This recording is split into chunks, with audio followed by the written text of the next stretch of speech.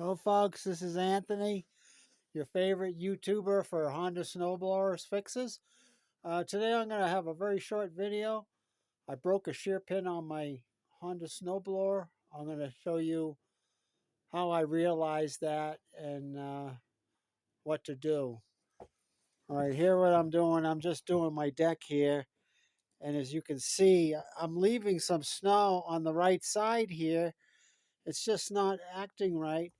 So what I did was I I held down the handle and this auger here was not turning.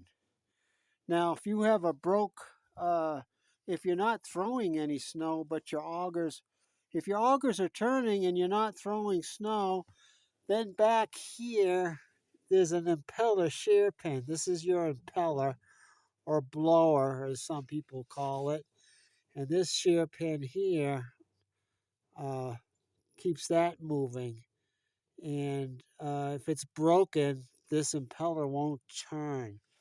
But in my case here, this auger wasn't turning. So look at it's turning freely now because the shear pin is broken. There's a little metal shear pin on this cam lock here that connects to your auger. Now this one, see, this one's still working. This was spinning. And now, there's nothing wrong with the shear pin on this one. But if you can turn this freely, then you just got a broken shear pin, okay? It's about $1.29 at your Honda dealer, or you can buy them online.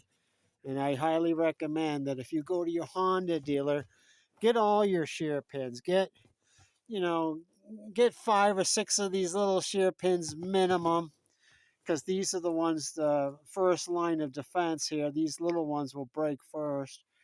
If something gets past your auger, something big, like pine cone, piece of firewood, big chunk of ice or a rock, and jams up your impeller, this pin is designed to break. And I know it's a real pain, a lot of cussing going on when you're breaking a shear pin, but look at it this way, folks. $1.29 shear pin is protecting a $300 to $400 gearbox here. And then your $4 impeller pin is protecting more expensive components in inside transmissions. So that's the way I look at it. Yeah, it's going to take me it only take me a few minutes to change this. But, the way I look at it, I'd rather not spend a fortune rebuilding this gearbox.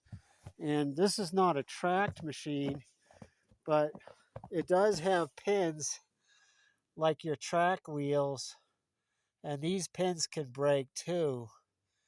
And so when you go to the Honda dealer, get all the shear pins. Tell the guy, hey, I want all my shear pins. I want my auger shear pins. I want my impeller shear pin. I want my wheel shear pins. And this is called there's a pin that holds your cam lock onto the shaft here. It's called a boss pin. Have an extra one of those. And you need a cotter pin too for this. And you need a cotter pin for your pins on your wheels.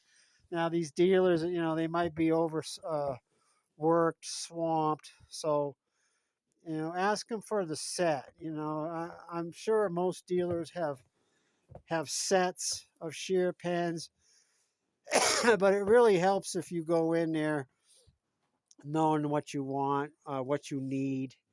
On the new HSS models, excuse me, some of the older 1332s, they have a different type of shear pin back here that connects to your impeller. It's a little carriage bolt, actually. It's almost like an auger shear pin, but it's got the round head.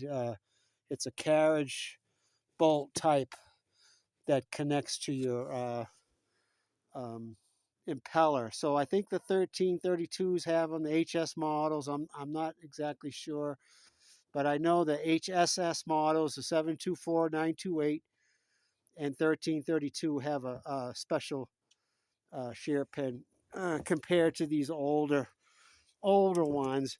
And then on your older 50s, 55, 70, and 80s, they don't have the small shear pins for the augers. They have the same shear pin that you use back there on your impeller.